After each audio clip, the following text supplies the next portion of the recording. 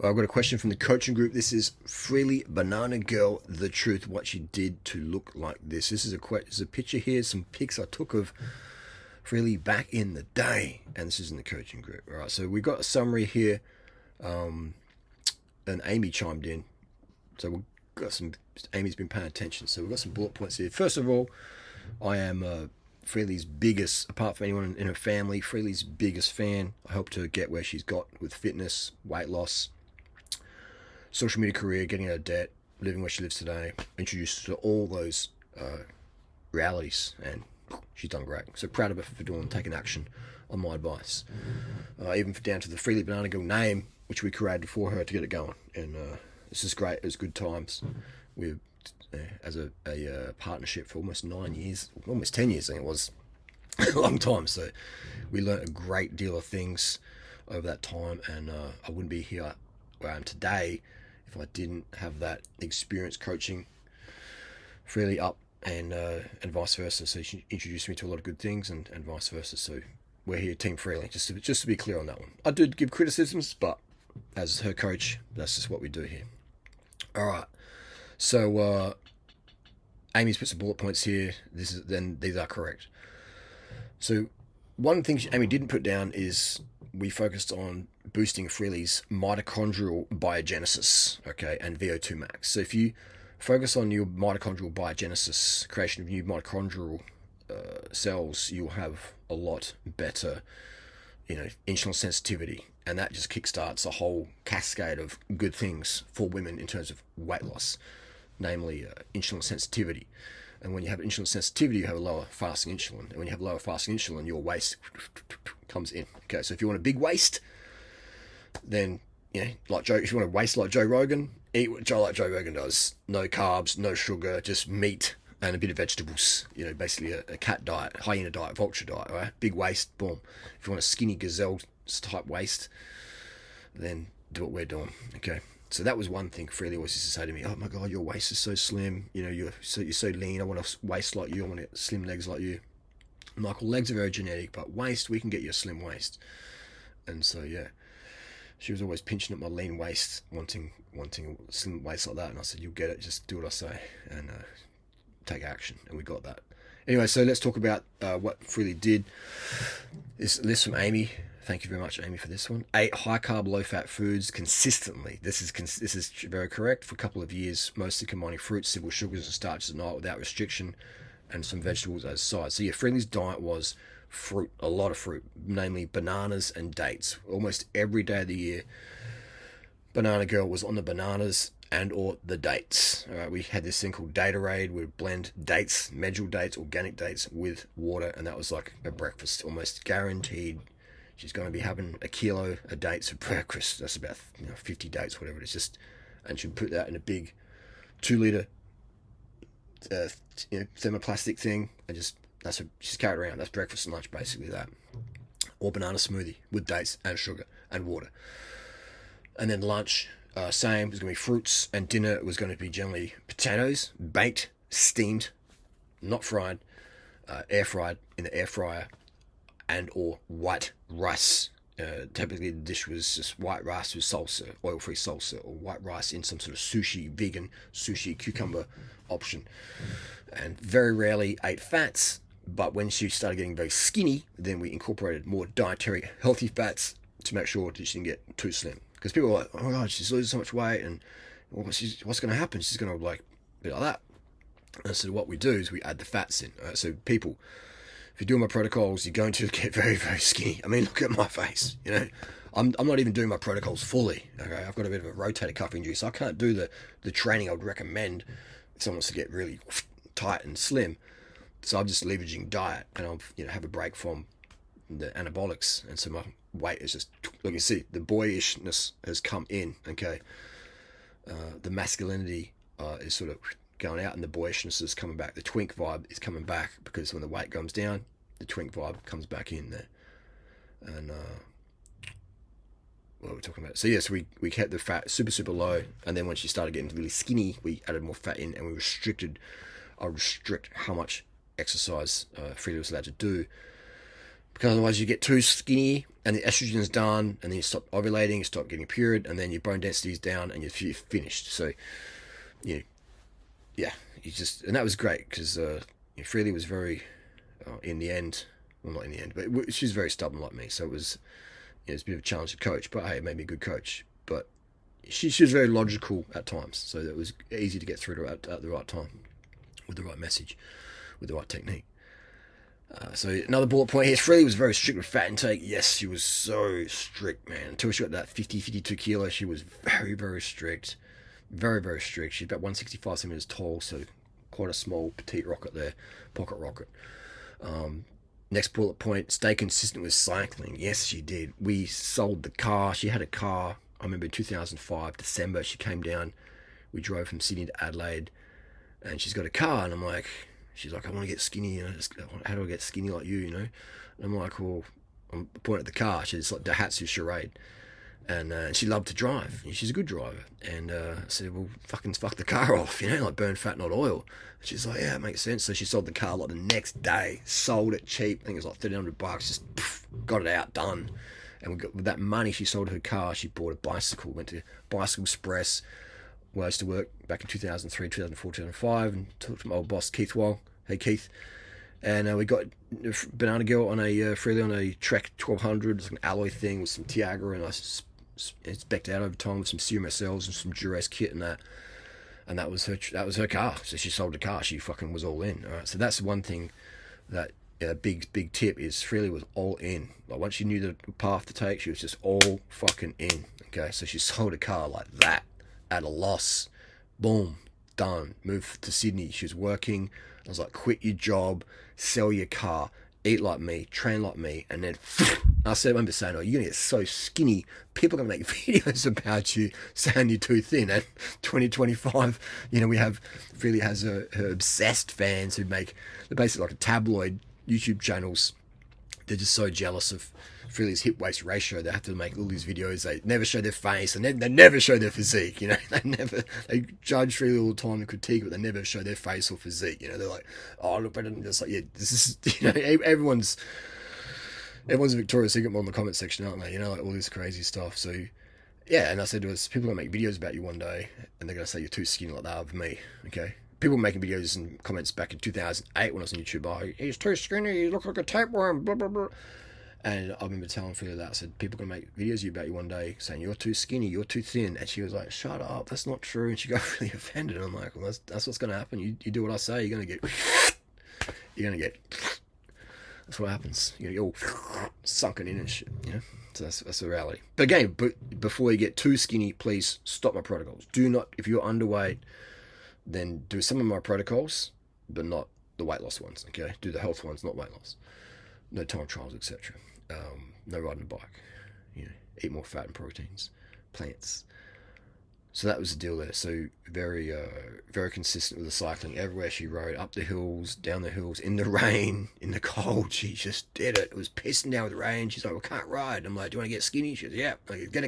Let's get a Gore-Tex jacket on you. So she went and bought a Gore-Tex jacket and ride in the rain, man.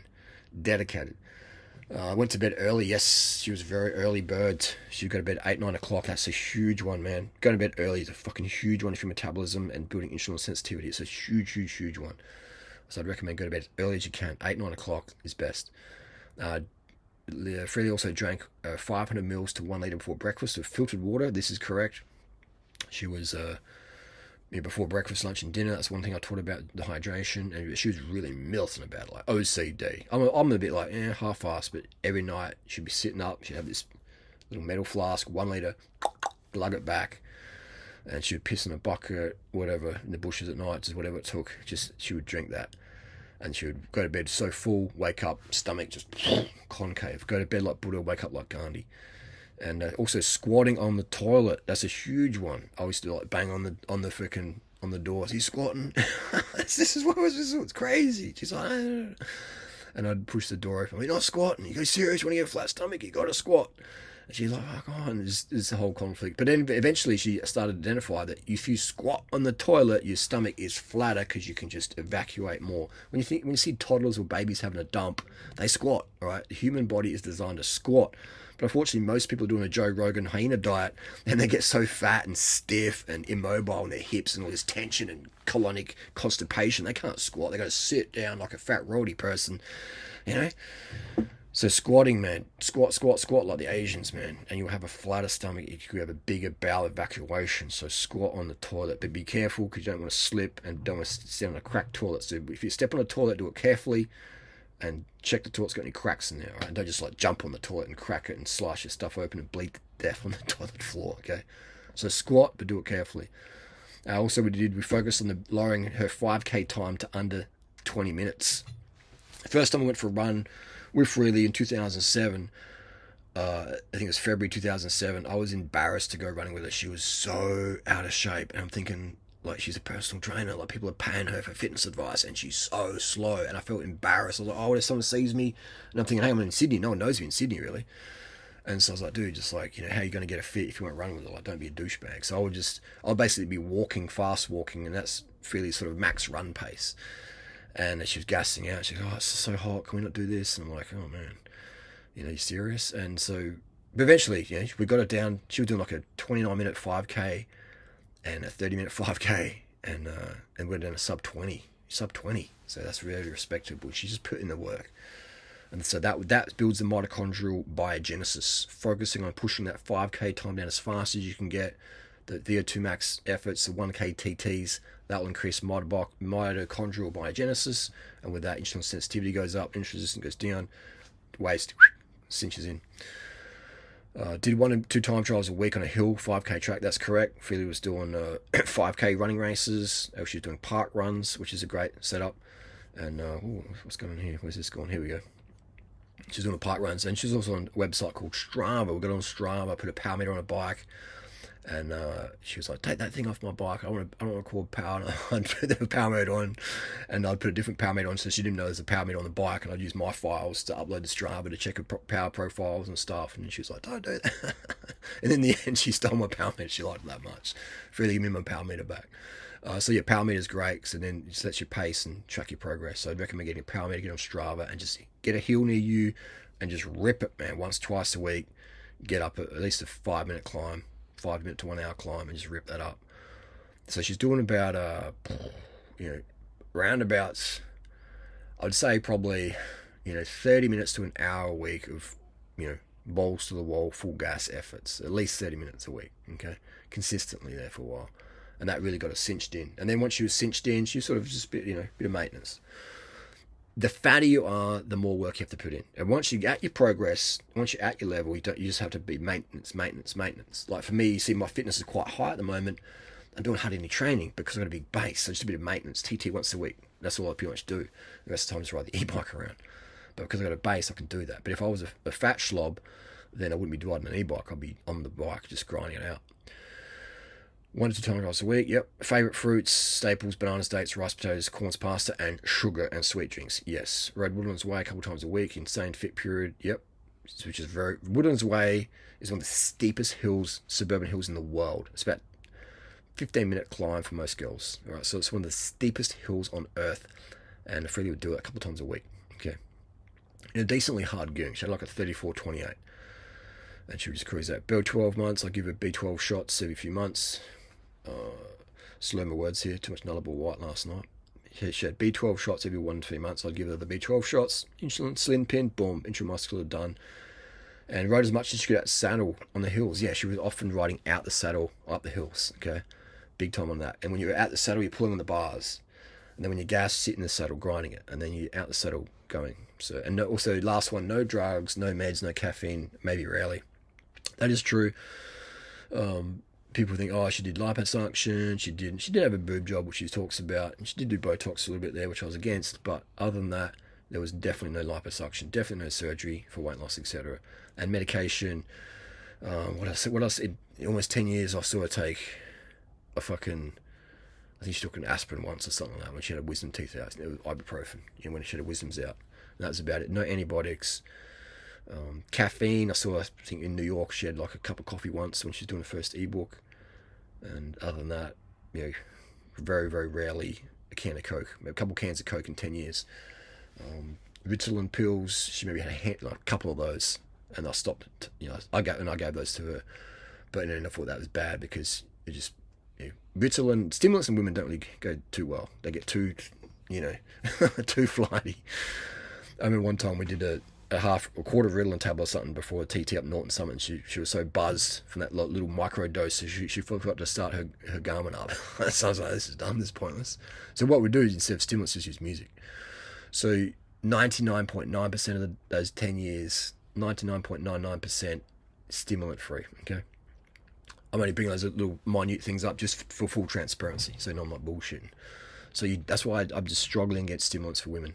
I'm strongly against stimulants for women because women just have that inbuilt anxiety already, okay? And stimulants increase anxiety. So stimulants in women, they don't go good, man. They don't go good at all in my experience. So that's it. I'd recommend using music. You do not need stimulants for weight loss, okay? You do not need stimulants for weight loss. I'd say stimulants are bad because they affect your sleep. And that's about it. So focusing on VO2 max there and being disciplined with fat intake and going to bed early, things like that, and you are going to be on a winner, okay? On a winner, you'll be on the Team Banana Girl lifestyle. So that's what it takes, all right? That is what it takes. Just, you know, the take-home message, what, you know, all my girlfriends have over these, all my girlfriends have this thing in common, is they just are obsessed in a good way about being fucking looking good. You know, you see it, all of them over the years, all the girls in my videos over the years. They just, you know, the slim ones are just obsessed about it, man. And they fucking do it, man. Right? They will fucking do it. They'll do what it takes. They'll find the best way, the sustainable way, and they'll just fucking do it. Right? They might hate my guts afterwards, but they'll just do it. Okay, they're obsessed about it, and it's great, man, because it's just, you know, like, if you're a skinny girl looking fit and looking tight and looking hot, life's just easier, man. Right? Life's just easier, okay, and it really breaks my heart to see people who starve themselves or who have bulimia or whatever, you know, or these extreme food issues and or running on stimulants or Ozempic and just stupid shit like that. That's why I make these videos. That's why I make these videos. But stop talking about your ex-girlfriends. It's like, no, this is an esoteric, holistic approach here. We talk about this. We're all on social media. You know, we're on social media. And so it's fine to talk about these things. It's just public knowledge and it's public benefit. Okay, it's interest of public benefit to talk about these topics. I make the rules in my life. I make the rules. You know, I don't follow the rules. I make the rules. Okay? The only rules I follow are safety rules. Other than that, I'm doing my own thing. I'm doing what helps the planet, helps the animals, and helps people. So that is the deal. So that's why I took Leanne Freelee under my wing back in 2007. You know, I just felt like, you know, I could see her hunger for the results, and I could just see her just getting totally scammed by all this weight loss gym shit, and just a sweet girl who just wanted results. So I'm just like, man, I gotta help her, you know, I gotta fucking help her. And I learned so much from coaching her because she was so hard to coach. And the fact that I could coach someone as stubborn as me, and get him to successful, it makes me the best coach ever, you know. So that's why it had to happen like that. And if she was the person I wanted, I wouldn't be the coach I am now, would I? You know, if she was as easy to coach, I wouldn't be the coach I am now. So that's why, tip of the hat to Freelee for helping me become that coach that I always wanted to be, and I am now that. That's what it takes, man, girls. All right, that's what it takes. Now, does Freelee gatekeep the truth? Yeah, I mean, girls do that. You know, girls don't want other girls, you know, getting the results. Really, that's sort of like, they'll give you a little bit of info, but they don't give the full. I'll give the full story here. All right, I'll give the fucking full story. You know, there's no gatekeeping here when it comes to getting the right advice. I just like helping people. For me, giving is living. So, you know, you might ask Freelee some of these events, and she might have a different answer depending on the mood or, you know, who's asking. But these are the facts. This is the truth. Okay, and this is exactly what we did to Freelee, and this is why every single person that I coach gets, and they put the work in, they get the same results. All right, they get skinny, they get slim, they get an optimized hip waist ratio. Some people have a really tiny hip and a bigger waist, they get a real hourglass like, you know, Freelee. Some girls, their rib structure is more straight up and down, okay, and they're not going to get that full taper. Doesn't matter, it's just a different look. So understand what ribs you have under there. But a lot of girls don't know how actually small their waist is, because there's so much lipid, there's so much visceral fat just filling out their small waist. Okay, so there's so much visceral fat just like plugging their aesthetic results. So once we trim that visceral fat by my protocols, we trim it day to day, just like an invisible freaking liposuction vacuum, just invisibly just sucking it all out. People are like, why don't you get liposuction? Joe Rogan gets liposuction and he has to do it every few months because it comes back. It's just dumb. And you feel like shit and you waste money and the body looks all botched up. So I don't recommend it. I do not recommend liposuction. I recommend doing what I do, okay? What I teach. So that's the deal. It's cheaper, it's easier, it's safer, it looks better. That's the wrap up. Any questions, let me know down below.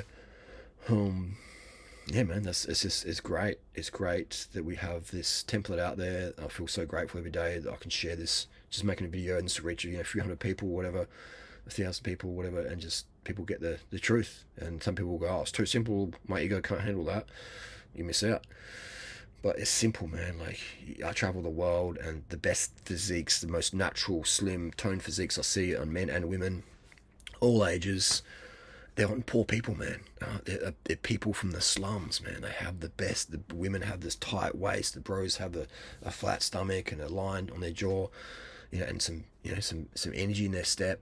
And their diet is high carb, low fat, vegan, or mostly vegan, And then the more animal products they add in there, more oil, that visceral fat builds up. And they're like Joe Rogan, just bloated like that, and the stiff arterial walls and stiff heart and a non-stiff schlong, and just infecting circulation on every level. Okay, so that's the deal. The people that have the best physiques, man, have the fucking low budget. They're poverty stricken, yet they have better health, than people living in the big cities earning $1 million a year. Isn't that crazy, man? If you're earning $5 a day, you'll have better health overall, heart health, diabetes gone. Glucose metabolism. You have better glucose metabolism and health overall, immune system. If you're $5 a day slum liver on rice, fruit, sugar, water, versus the Mumbai, Hong Kong kingpins, $1 million a week income, living on fried pork and no rice and fried pork and vegetables and just having arterial blockages and stuff, and just feeling isn't that crazy, man? The less money you spend on food, the better health you have. Context there, but it's crazy, man. The cheapest food is the best food. Rice, fruit, sugar. Fast food is not cheap, man. It's fucking not cheap. You go to McDonald's, I can spend fucking $80 or something, hypothetically. Me spending $80 on ripe bananas, sugar, and white rice. It's gonna last me fucking months, almost. That's the deal. That's the deal. Nothing tastes better than feeling lean and high energy, right? Having that I'm a control freak. All right? I'm a control freak. I need to be in control, and the carbohydrate gives me that control. Okay, it gives me that precision thinking, that lucidity I need, that energy, that stamina. If I want to start for 24 hours without any drugs, then I can do that because of that hyper carbohydrate intake, that hyper insulin sensitivity, that focus. And if I want to sleep like a baby, I don't need any alcohol or freaking. I've drunk for over 21 years. These sugar phobics out there, they're alcoholics, they're caffeine addicts, man. They're stimulant junkies. And I don't say that to throw shade at Jordan Peterson and Joe Rogan, etc. I'm just saying that these people out there promoting this diet, but you've got to remember these people are drug addicts, man. Like Joe Rogan injects testosterone every single day. In his words, otherwise he falls apart. I've experimented with all those anabolics. I don't need them. Like, when I stop using them, I look younger, I look fresher, and I weigh less and I can perform better on the bike and running. But yeah, they do make you stronger in the gym for sure. But so if these people out there, they have to take steroids, they have to use caffeine, they can't function. The Dr. Chafee and all these people, Rhonda Patrick, Sarah Wilson, all these people suffering with mad anxiety, excess anxiety. They're all sugar phobics, can't have sugar, sugar's bad. So if you want their results, man, addicted to steroids, addicted to stimulants, just to function, man, just to function at a basic level, poor level. Like, how unfit is Joe Rogan, man? Imagine Joe Rogan and me doing a mile race. He'd be like one of those constipated fat pugs you see at the dog park. You know, just after like Joe Rogan trying to run 50 meters at my marathon pace. Joe Rogan would be like a constipated pug at the dog park. You know what I mean? People are like, well, Joe Rogan says diet of meat and vegetables. That's kind of eat like a cat, eat like a hyena. If you want to smell like a hyena in your crotch, then yeah, eat like a fucking hyena. But anyway, Joe Rogan, he says some good things, but mate, back up on the stay in your lane when it comes to nutrition, bro. And Jordan Peterson also says some good things, but tells people they should eat like fucking cats. It's like, bro, become a benzodine or whatever, what's that drug? Benzodiazepines or whatever it is. He's a drug addict, you know, in out of rehab. It's like, fuck, man, you know? If you take drugs now and then, okay, cool, but if you take them every day, we're going to have some conversations, don't we? And that's what you see, is people who fear carbohydrate, drug addicts, coffee, cacao, fucking modafinil, Ritalin, all these things, methylphenidates, dextroamphetamines. They're not experimenting now and then. The micro doses, they're taking the fucking big doses fucking daily, man. And that is sad. That is sad. Glucose goddess, all these people, man. And they're all type 2 diabetic as well. It's crazy. Anyway, that's the wrap up. That's the wrap up. So the focus is mitochondrial biogenesis, insulin sensitivity increase in VO2 max, and this all causes a cascade decrease of hip waist ratio, just decreases the hip circumference, I should say. It doesn't decrease the hip waist ratio. It enhances the hip waist ratio. It enhances insulin sensitivity, decreases insulin resistance. Okay, do a deep dive on Harold Hemsworth. All right, understand the importance of exercise. People are, I don't ride a bike 6 hours a day. Neither the fuck do I. I've done that for fucking almost a decade. Okay, but I'm still lean because of my diet, leveraging that. So most cyclists out there are overweight. Most Western cyclists are overweight. So that's what we're doing, focusing on VO2 max increase. And even, okay, let's talk about, let's say you can't exercise. Let's say you're watching this and you're in a coma. Okay? Harley, I'm in a coma. Should I have sugar? Well, let's say you're 150 kilos and you're in a coma, unfortunately. You get in a medically induced coma. You're in hospital for 6 months on a sugar drip. They're injecting sugar, cannulated into your arm, into your wrist, into your, wherever. They're putting it in there, injecting sugar into you. What happens to your weight? You lose a massive amount of weight. You're probably going to lose half your body weight in 6 months, okay? And you're injected with full of sugar, not even moving, not even talking, not even just in a coma. So please stop it. I'm not an athlete. I shouldn't have sugar. Well, the person in a coma isn't an athlete either, unfortunately, in that moment. But they're injected on sugar and they're losing a lot of weight. In Ecuador, El Salvador, they built the biggest prison in the world. Just watched a documentary the other day, and they had this guy come in there, cameraman, and he's interviewing the prison boss. Prison boss, big and fat and bloated and inflamed like Joe Rogan.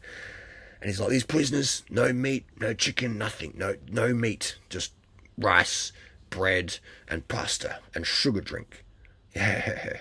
You know what I mean? And the inmates, fucking lean, bro. Look like a big marathon training club. And they're only allowed to do 1 hour of exercise a week outside in the yard. The rest of the time they're in their fucking cells, man. Just in their cells and their bunk beds, just talking and, doing fuck all. And they're lean, wasting away on carbohydrates. Okay, probably 95% of the diet is carbohydrate. No meat, no dairy. It's basically a vegan diet with maybe some cockroaches. Where do you get protein from, bro? Cockroaches in El Salvador prison. So go watch it, El Salvador prison, MS-13 gang members or whatever it was, and look at the diet, and then the fat prison man saying no meat, no chicken. He's eating all that, and that's why he looks like Joe Rogan's pug. That's the deal. Shout out to Joe Rogan. Imagine I was on the Joe Rogan podcast. How good would that be? He would never do that though. He would never do that. But wouldn't that'd be a fun episode? That would be a fun professional episode. And imagine how ripped, imagine how lean I could get Joe Rogan. Imagine that, man. You know what I mean? Imagine how lean we could get Joe Rogan's jaw just like fucking just chiseled, bro. We could lose the pug. All right. So if you want to lose less, look like a pug, and if you look like a pug, doesn't make you a bad person. It's fine. But if you want to look like a greyhound versus a pug or a bulldog, big chubby cute bulldog, I'm the man for it, man. Without starving yourself and losing your brain. Okay.